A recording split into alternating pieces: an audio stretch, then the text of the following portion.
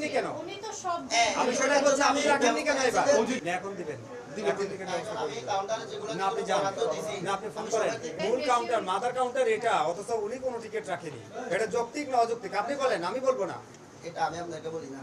কারণ আমরা তখন যাত্রী যখন আমার কাছে আসে তখন যাত্রী থেকে আমি আর কাউন্টারে নিজে এখানে দুটো বরাদ্দ দিছি, তোমাকে দিছি না, তোমার কাছে যাত্রী আছে নাই, তাহলে ওনাকে দিয়ে দাও আমার যাত্রী।